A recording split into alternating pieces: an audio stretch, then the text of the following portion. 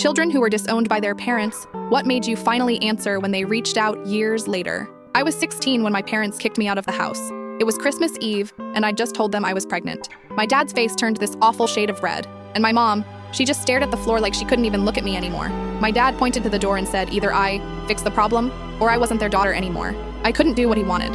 I just couldn't. So I packed a bag while they sat in silence in the living room. Not a single word as I walked out the door. For 2 years, I lived with my best friend's family. They took me in, helped me finish high school, even watched my baby girl while I worked nights at a diner.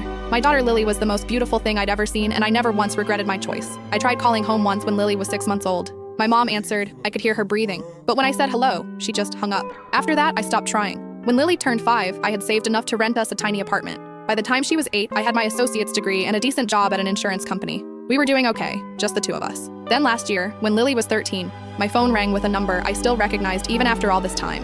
My dad was calling. 15 years of silence, and suddenly, there he was, asking if we could meet. I almost didn't go. What right did he have to pop back into my life now? But something made me say yes.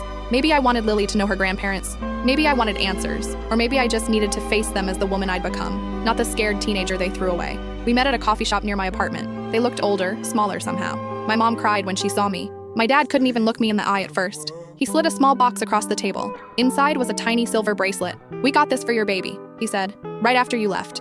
My mom finally spoke, her voice barely a whisper. "We were going to come find you, give you this, bring you home, but then your father had his accident. I didn't know about any accident. How could I? They never tried to contact me." My dad rolled up his sleeve to show a long scar running from his wrist to his elbow. "Drunk driver," he said. "2 days after you left, I was in a coma for 3 months. When he woke up, he couldn't remember the last 5 years. Didn't remember me getting pregnant. Didn't remember throwing me out. My mom had to tell him everything, but by then they had no idea where I was. Why didn't you look harder?"